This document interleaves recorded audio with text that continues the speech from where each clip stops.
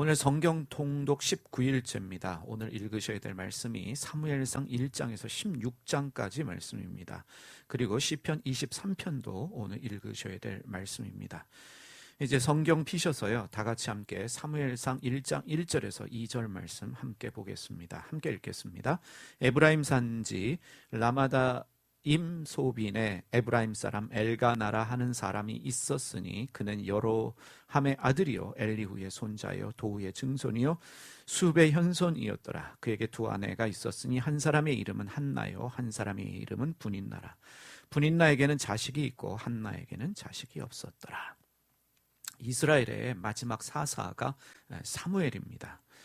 이 사무엘의 아버지 엘가나에게는 두 명의 아내가 있었습니다. 그 중에 한 명이 한나인데 한나에게는 아이가 없었습니다. 그래서 한나가 하나님께 아들 주시면 하나님께 바치겠습니다 라는 서원 기도를 했고, 그래서 생겨난 아들이 사무엘입니다. 사무엘이라는 이름의 뜻이 하나님께 구하여 얻은 아들이라는 뜻을 가지고 있습니다. 사무엘의 어머니 한나는 그 이름의 뜻이 자비라는 뜻입니다. 하나님이 자비를 베풀어 주셔서 아들을 주셨습니다. 사무엘의 아버지 엘가나는 그 이름이 하나님이 소유하신다라는 뜻입니다. 젖을 뗀 사무엘이 실로에 있는 대제사장 엘리에게 맡겨지지요. 한나가 서원한 것처럼 하나님께 드렸습니다. 엘가나의 아들 사무엘을 하나님이 소유하셨어요. 하나님이 아들을 주셨습니다. 기도에 응답해 주셨습니다. 하나님이 주시는 이유는 하나님이 소유하시기 위해서입니다.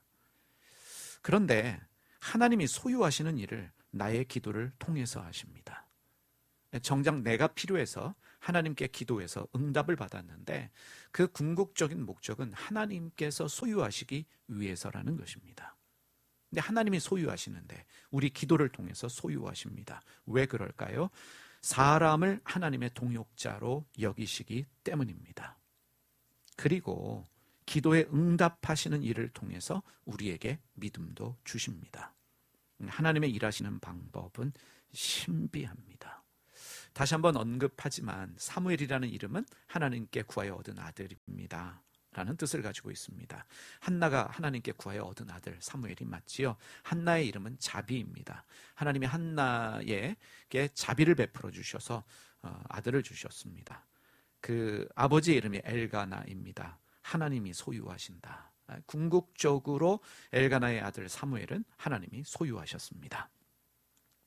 자, 사무엘상 2장으로 넘어가겠습니다. 사무엘상 2장 12절 말씀 읽겠습니다. 엘리의 아들들은 행실이 나빠 여호와를 알지 못하더라. 이 엘리의 이름이 고상하다라는 뜻을 가지고 있습니다. 근데 이 고상하다라는 뜻에 또 숨겨진 뜻이 있습니다. 높은 것을 향해 올라가려고 애를 쓰는 사람이라는 것입니다. 고상하다, 이 엘리의 이름은 뜻은 야망이 숨겨진 고상함이라는 뜻입니다. 엘리는 고상한 사람입니다. 그런데 뭔가를 더 가지려고 애를 쓰는 사람입니다. 야망과 욕심이 있는 사람이라는 것을 알 수 있습니다. 그 증거가 그의 아들들입니다. 그 아들들은 하나님을 알지 못했습니다. 요즘 말로 하면 목회자 자녀지만 하나님 알지 못하고 나쁜 행실을 하고 다녔습니다. 엘리가 제사장으로서 자녀들에게 하나님을 알려주지 못했고 가르쳐주지 못했다는 것을 알 수 있습니다. 이 사사기를 보면 백성들이 하나님을 알지 못해서 자기 뜻대로 살았습니다. 왜냐하면 레위 사람들이 자기 역할을 하지 못했기 때문입니다. 이 고상한 엘리 대제사장은 자식들을 사랑했지만 그들에게 하나님을 가르치지 못했고 그들이 잘못했을 때 책망하지 못했습니다.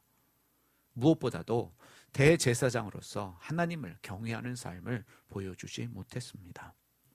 레위 사람은 전적으로 하나님의 은혜로 살아야 합니다. 먹고 살기 위한 직업으로서의 부르심이 아니기 때문입니다. 이것이 다른 지파와의 차별점입니다. 하나님이 우선 되어야 하고 그 부르심의 영광을 알아야 합니다.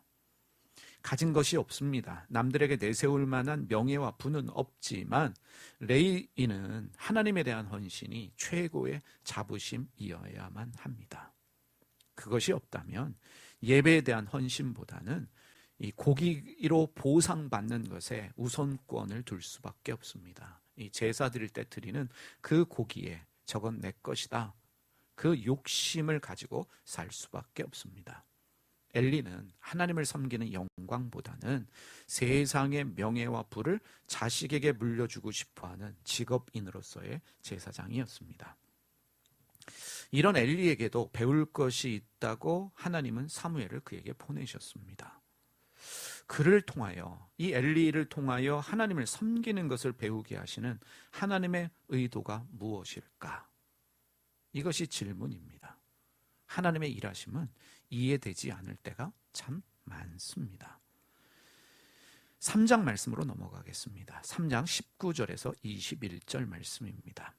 사무엘이 자라매 여호와께서 그와 함께 계셔서 그의 말이 하나도 땅에 떨어지지 않게 하시니 단에서부터 브엘세바까지 온 이스라엘이 사무엘은 여호와의 선지자로 세우심 입은 줄을 알았더라. 여호와께서 실로에서 다시 나타나시되 여호와께서 실로에서 여호와의 말씀으로 사무엘에게 자기를 나타내시니라. 하나님은 신앙교육이 부실한 엘리 집에서도 사무엘과 함께 하셨고 사무엘에게 말씀을 주셨습니다. 하나님이 사무엘을 선지자로 세우셨습니다. 사무엘이 선지자로 세우심 받은 것을 온 이스라엘이 알게 될 정도였습니다. 그리고 하나님은 사무엘에게 말씀으로 자기를 나타내셨습니다. 하나님은 우리에게 기록되어진 말씀, 성경을 주셨습니다. 하나님은 우리에게 말씀, 성경으로 자기를 나타내십니다. 하나님께서 말씀으로 사무엘과 함께 하셨던 것처럼 하나님은 지금도 말씀으로 우리와 함께 하십니다. 사무엘을 선지자로 키운 것은 엘리 제사장이 아닙니다. 말씀으로 함께 하신 하나님이십니다. 지금도 하나님의 말씀은 우리와 함께 하셔서 우리를 지키시고 자라게 하시고 성장하게 하십니다. 그래서 말씀을 읽을 수 있다는 것, 말씀을 통독할 수 있다는 것, 성경을 읽을 수 있다는 것은 우리에게 주신 놀라운 복입니다. 사무엘상 4장 말씀으로 가겠습니다. 4장 15절에서 18절 말씀 함께 보겠습니다. 4장 말씀으로 가셔서요, 15절에서 18절 말씀 보겠습니다. 그때 엘리의 나이가 98세라 그의 눈이 어두워서 보지 못하더라. 그 사람이 엘리에게 말하되 나는 진중에서 나온 자라 내가 오늘 진중에서 도망하여 왔나이다. 엘리가 이르되 내 아들아 일이 어떻게 되었느냐. 소식을 전하는 자가 대답하여 이르되 이스라엘이 블레셋 사람들 앞에서 도망하였고 백성들 중에서 큰 살육이 있었고 당신의 두 아들 흠니와 비느하스도 죽임을 당하였고 하나님의 궤는 빼앗겼나이다. 하나님의 궤를 말할 때에 엘리가 자기 의자에서 뒤로 넘어져 문 곁에서 목이 부러져 죽었으니 나이가 많고 비대한 까닭이라. 그가 이스라엘의 사사가 된 지 40년이었더라. 이스라엘이 블레셋과 전쟁을 하게 되는데 무려 4천 명이나 죽는 참패를 당합니다. 그런데 이 참패 이후에 바알 종교의 영향을 받은 이스라엘 장로들이 법궤를 앞세워서 블레셋과의 전쟁에서 이기려고 합니다. 이 법궤는 하나님의 영광이 임재하시는 곳이지 전쟁에서 이기게 해주는 부적이 아닙니다. 법궤를 들고 나가면 우리가 이긴다. 이 무당 종교의 행태입니다. 바알 종교의 영향을 받아서 이스라엘의 장로들이 그렇게 결정을 했습니다. 우리가 알아야 합니다. 하나님은 무당 종교에서 말하는 신이 아닙니다. 무당 종교는 신을 이용해서 승리하고 그리고 성공하려고 합니다. 잘못된 신앙의 결과는 패배와 수치입니다. 무려 3만 명이나 죽었습니다. 엘리의 두 아들 흠니와 비느하스도 죽고 심지어 법궤도 빼앗겼습니다. 엘리는 전쟁에서 돌아온 병사에게 일이 어떻게 되었느냐라고 묻습니다. 하나님의 법궤가 빼앗겼다라는 그 이야기를 듣고 그 뒤로 넘어져 목이 부러져 죽었습니다. 이렇게 말씀하고 있어요. 나이가 많고 비대했기 때문이다 라고 성경이 말씀하고 있습니다. 이 말씀이 의미하는 것이 무엇이겠습니까? 엘리가 제사장으로서 고기에 욕심을 내었다는 것을 말하고 있습니다.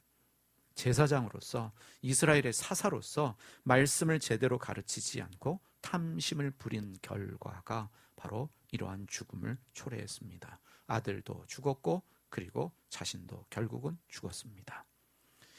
7장 말씀으로 넘어가겠습니다. 7장 1절과 2절 말씀입니다.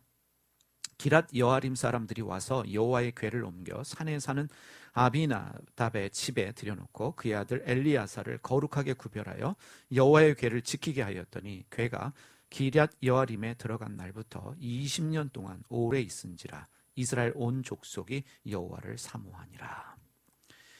이 하나님의 법궤가 가나안 정착 이후에 실로에 머물렀습니다. 사무엘은 법궤가 있는 실로에서 하나님의 말씀을 들으며 선지자로 성장을 했어요. 근데 블레셋과 전쟁하는 중에 이스라엘 장로들이 법궤를 전쟁터인 아벡으로 옮겼고 전쟁에 패배해서 블레셋 사람들에게 법궤를 빼앗겼습니다. 그래서 법궤가 이 블레셋의 신이죠, 다곤의 산당이 있는 아스돗으로 옮겼습니다. 하나님의 법궤를 이 다곤의 산당으로 옮기자마자 다곤 신상의 목이 부러졌습니다. 그래서 블레셋 사람들이 법궤를 가드로 옮깁니다. 그러자 이번에는 가드의 전염병이 큰 재앙으로 임합니다. 그래서 하나님의 법궤를 이 에글론으로 옮기기로 결정하는데 에글론 사람들이 크게 반대를 합니다. 우리 다 죽는다. 법궤가 에글론에 나타나자 사람들이 두려움에 사로잡혔고 하나님이 그들을 내리치셔서 사람들이 죽게 됩니다. 살아남은 사람들은 종양으로 치셨어요. 그래서 법궤가 블레셋 사람들 가운데 있은 지 7개월가량 되었을 때 이 블레셋이 결정을 합니다. 돌려주자. 벳세메스를 통해서 이스라엘에게 돌려주자. 기럇 여아림으로 돌려보내자라는 결정을 합니다. 그래서 벳세메스에서 법궤를 돌려주려고 했는데 그곳에서 법궤 안을 들여다본 사람 70명이 즉사를 합니다. 법궤를 빼앗아 왔는데 좋은 일이 생기는 것이 아니라 오히려 안 좋은 일이 생깁니다. 이 법궤가 고생하는 것이 아니라 법궤 때문에 사람들이 고생합니다. 전염병으로 고생하고 죽임을 당합니다. 법궤가 무엇입니까? 하나님의 영광과 임재이며 거룩함의 상징입니다. 법궤가 함께 있는 것이 어떤 사람에게는 축복이지만 어떤 사람에게는 저주가 될 수 있습니다. 거룩하지 않으면 죽습니다. 죄의 문제가 해결되지 않으면 오히려 해가 됩니다. 하나님의 영광과 임재를 경험하는 일은 하나님의 은혜가 필요한 일입니다. 그래서 예수님이 이 세상에 오셨습니다. 우리의 죄됨을 가지고는 하나님 앞에 나아갈 수 없습니다. 하나님의 임재도 하나님의 영광도 누릴 수 없습니다. 그래서 예수님이 십자가에 피를 흘려주셨기 때문에 그 피를 힘입어서 우리가 하나님께 담대히 나아가는 것입니다. 그래서 히브리서 10장 19절에 이렇게 말씀합니다. 그러므로 형제들아 우리가 예수의 피를 힘입어 성소에 들어갈 담력을 얻었나니 라고 말씀하고 있습니다. 이 법궤를 받은 기앗 여아림 사람들이 산 위에 있는 아비나답의 집으로 법궤를 옮겼습니다. 그리고 아비나답의 아들 엘리야사를 구별해서 법궤를 책임지게 만들었어요. 이 법궤가 기앗 여아림에 머문 지 20년 동안 그 기간 동안에 하나님을 경외하는 마음이 이스라엘 백성들 사이에 퍼져 나가기 시작했습니다. 이어지는 7장 3절에서 6절 말씀을 보겠습니다.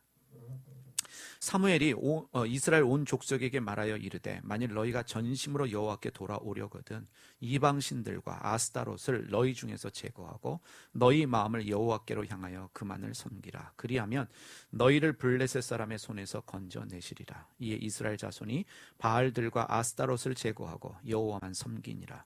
사무엘이 이르되 온 이스라엘은 미스바로 모이라. 내가 너희를 위하여 여호와께 기도하리라 하매 그들이 미스바에 모여 물을 길어 여호와 앞에 붓고 그날 종일 금식하고 거기에서 이르되 우리가 여호와께 범죄하였나이다 하니라. 사무엘이 미스바에서 이스라엘 자손을 다스리니라.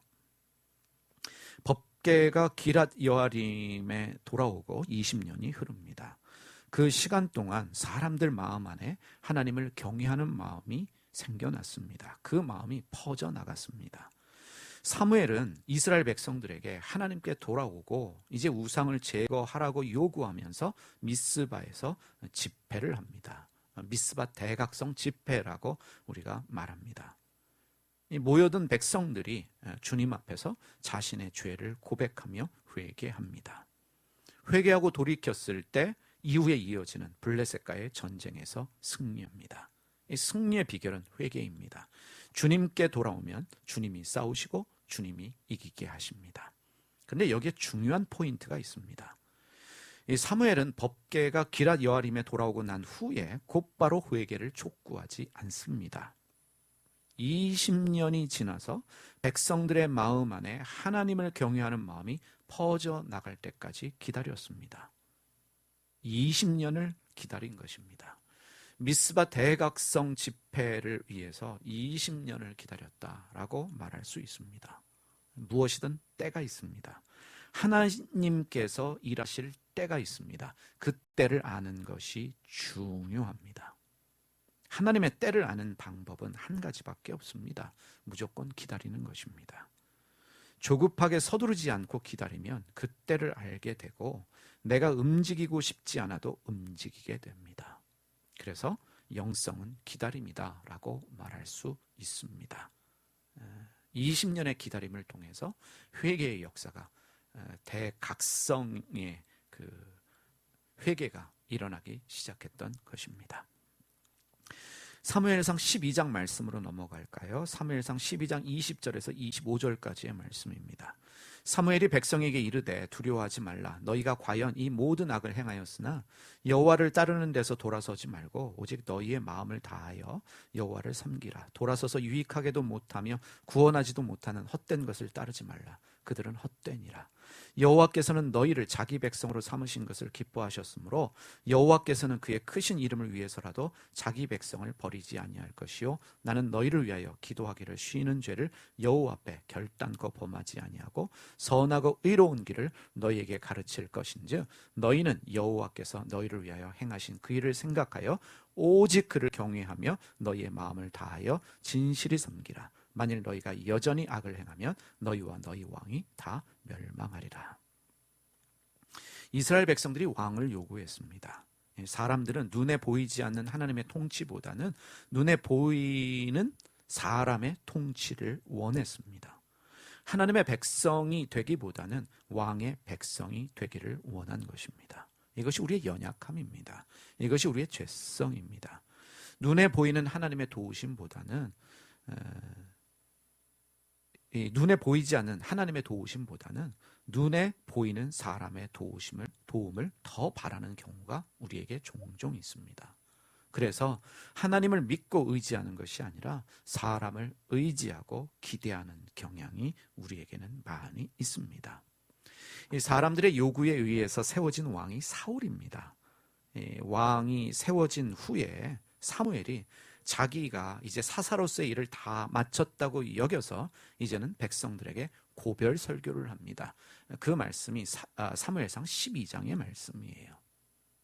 사무엘은 왕을 원한 일은 하나님의 뜻에 반한 일이었지만 하나님이 너희를 절대로 버리지 않으시니 하나님 따르는 일에는 돌아서지 마라 라고 당부를 합니다. 그리고 나는 사사의 자리에서 물러나지만 백성을 위해 기도하는 일과 선하고 의로운 길을 가르치는 일에는 쉬지 않겠다라고 말하고 있습니다. 사무엘은 사사로서 일이 끝났습니다. 왕이 세워졌기 때문입니다. 그렇지만 선지자로서 제사장으로서 자기가 해야 할 일이 무엇인지 잘 알고 있었습니다. 그것은 기도하는 일과 가르치는 일입니다. 목회자가 해야 될 중요한 두 가지 일입니다. 초대교회 사도들이 자신들이 기도와 말씀에 전념하기 위해서 집사를 세웠습니다. 자기에게 주어진 일을 알고 끝까지 그 일에 최선을 다하려고 하는 사무엘에게서 우리가 도전을 받습니다. 16장 말씀으로 갈까요? 사무엘상 16장 11절에서 13절까지의 말씀입니다. 또 사무엘이 이새에게 이르되 내 아들들이 다 여기 있느냐? 이새가 이르되 아직 막내가 남았는데 그는 양을 지키나이다. 사무엘이 이새에게 이르되 사람을 보내어 그를 데려오라. 그가 여기 오기까지는 우리가 식사 자리에 앉지 아니하겠노라. 이에 사람을 보내어 그를 데려오매 그의 빛이 붉고 눈이 빼어나고 얼굴이 아름답더라. 여호와께서 이르시되 이가 크니 일어나 기름을 부으라 하시는지라. 사무엘이 기름 물병을 가져다가 그의 형제 중에서 그에게 부었더니 그날 이후로 다윗이 여호와의 영에게 크게 감동되니라. 사무엘이 떠나서 라마로 가니라. 이 사람들의 요구에 의해서 세워진 눈에 보이는 왕이 사울입니다. 그는 겸손했습니다. 하지만 왕이 된 후에 교만해졌어요. 자리가 사람을 타락시켰습니다. 높은 자리에 올라가서 겸손하기란 쉽지 않은 일입니다. 하나님이 교만한 사울을 버리셨습니다. 하나님이 사무엘에게 말씀하십니다. 이제 사울은 왕으로서의 버림을 받았다. 다른 예비된 왕을 찾았으니 가서 기름을 부으라 라고 사무엘에게 말씀하셔요. 사무엘은 은퇴했는데 여전히 할 일이 주어집니다. 하나님의 사람에게 중요한 것은 나이가 아닙니다. 하나님이 데려가실 때까지 주신 일 감당해야 됩니다. 하나님이 사무엘을 이새의 집으로 보내셨습니다. 그리고 사울 대신에 하나님이 왕으로 찾아내신 사람이 다윗입니다. 다윗이 목동이었습니다. 이 시편 23편 말씀, 목동이었던 다윗이 쓴 신앙 고백입니다. 그는 막내였습니다. 다른 형들이 있음에도 불구하고 그는 양 돌보는 일을 했습니다. 그리고 사무엘 선지자 초대에 아버지 이새가 다윗을 부르지 않았습니다. 왜 부르지 않았을까? 의문입니다. 이 성경이 말씀하고 있지 않으니 그 이유는 알 수 없습니다. 그러나 아버지가 다윗을 전적으로 신뢰해서 일을 맡긴 것 같지는 않습니다. 아무도 주목하지 않았어요. 사무엘 선지자가 집에 와서 함께 식사하는 자리에 아버지는 이 막내 아들을 부르지 않았습니다. 주목받지 못하던 아들이 다윗이었는데 아무도 주목하지 않았던 다윗을 하나님이 주목하셨습니다. 심지어 집안 식구들 모두 다윗에 대해서 무심했지만 하나님은 다윗을 주목하고 계셨고 사울을 대신할 이스라엘 왕으로 다윗을 계획하셨습니다. 근데 우리가 잘 알고 있는 것처럼 왕으로 기름 부음 받은 다윗은 곧바로 왕의 자리에 올라가지 않았어요. 오랜 시간 후에 그가 왕이 되어졌습니다. 이제 기름 부음 받은 다윗에게 기다리고 있었던 것은 광야 훈련입니다. 하나님은 그를 왕으로 세우기 위해서 많은 훈련을 계획하고 계셨습니다. 오늘 우리가 시편 23편 다윗이 목동으로서 쓴 시편 23편 말씀을 읽고 오늘 우리 성경 통독 시간 마치도록 하겠습니다. 제가 시편 23편 말씀을 읽겠습니다. 여호와는 나의 목자시니 내게 부족함이 없으리로다. 그가 나를 푸른 불밭에 누이시며 쉴 만한 물가로 인도하시는도다. 내 영혼을 소생시키시고 자기 이름을 위하여 의의 길로 인도하시는도다. 내가 사망의 음침한 골짜기로 다닐지라도 해를 두려워하지 않을 것은 주께서 나와 함께 하심이라. 주의 지팡이와 막대기가 나를 안위하시나이다. 주께서 내 원수의 목전에서 내게 상을 차려주시고 기름을 내 머리에 부으셨으니 내 잔이 넘치나이다. 내 평생의 선하심과 인자하심이 반드시 나를 따르니 내가 여호와의 집에 영원히 살리로다. 오늘 특별히 시편 23편 말씀 묵상하시면서 오늘도 주님의 지팡이와 막대기로 인도함 받는 보호하심 받는 그런 날 되시기를 주님의 이름으로 축원드립니다.